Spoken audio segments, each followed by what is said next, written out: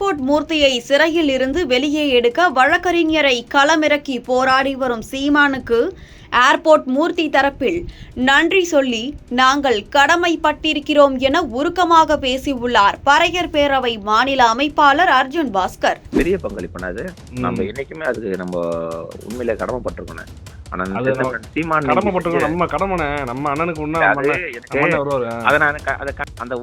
அந்த உணர்வு பூர்வமான காட்சியை நான் நேர்ல பார்த்தேன். ஏன்னா அண்ணன் பங்காளி அப்படின்னு என் சொந்த சமூகம் அது எனக்கு எதிராக நிக்குது. இந்த சமூகத்தை உண்மையா நேசிக்கிறார் அண்ணன் ஏர்போர்ட் மூர்த்தி.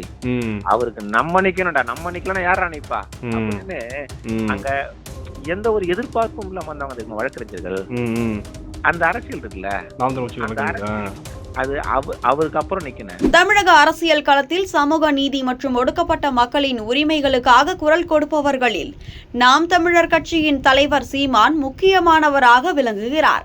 இந்த சூழலில் புரட்சி தமிழகம் கட்சியின் தலைவர் ஏர்போர்ட் மூர்த்தி சிறையில் அடைக்கப்பட்டிருக்கும் விவகாரத்தில் அவரை விடுவிக்க வேண்டும் என சீமான் தொடர்ந்து வலியுறுத்தி வருவது அவரது தலைமை பண்பு, சமூக அக்கறை மற்றும் அரசியல் உறுதியை பறைசாற்றும் ஒரு முக்கிய நிகழ்வாக அமைந்து உள்ளது.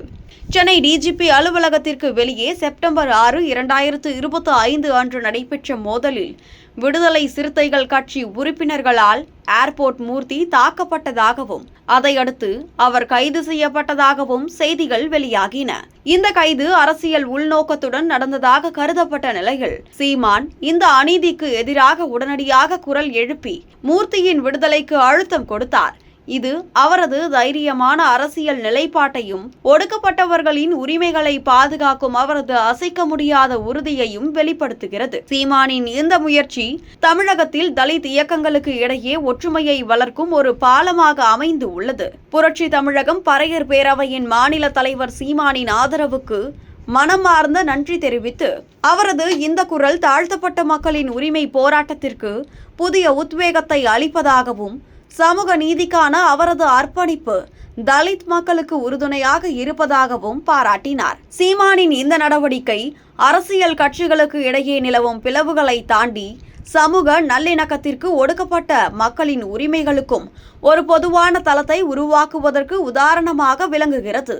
மேலும் சீமானின் இந்த அணுகுமுறை அவரது தலைமையில் தமிழர் ஒற்றுமையையும் சமூக நீதியையும் மேம்படுத்துவதற்கு அவர் எடுக்கும் முயற்சிகளை எடுத்து காட்டுகிறது. அவர் தனது கட்சியின் எல்லைகளை தாண்டி தமிழகத்தின் பரந்த சமூக அமைப்புகளுடன் இணைந்து செயல்படுவதற்கு முன்மாதிரியாக திகழ்கிறார்.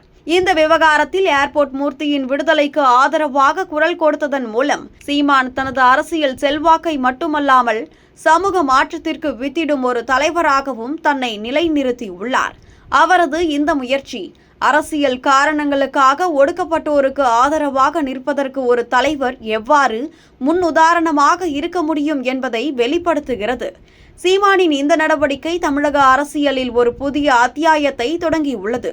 இது தலித் இயக்கங்களுக்கும் பிற அரசியல் இயக்கங்களுக்கும் இடையே ஒரு கூட்டு முயற்சியை ஊக்குவிப்பதோடு சமூக நீதி மற்றும் சமத்துவத்திற்காக ஒரு பரந்த இயக்கத்தை உருவாக்குவதற்கு வழிவகுக்கிறது. சீமானின் இந்த துணிச்சலான நிலைப்பாடு அவரை வெறும் அரசியல் தலைவராக மட்டுமல்லாமல் சமூக நீதிக்காக அயராது பாடுபடும் ஒரு மக்கள் தலைவராகவும் உயர்த்தியுள்ளது. இதற்கு பறையர் பேரவையின் நன்றியறிதல் சீமானின் முயற்சிகளுக்கு கிடைத்த ஒரு மகத்தான அங்கீகாரமாக அமைந்து உள்ளது. மேலும் இது தமிழகத்தில் சமூக நல்லிணக்கத்திற்கு ஒரு புதிய பயணத்தை தொடங்குவதற்கு உந்துதலாக இருக்கும்.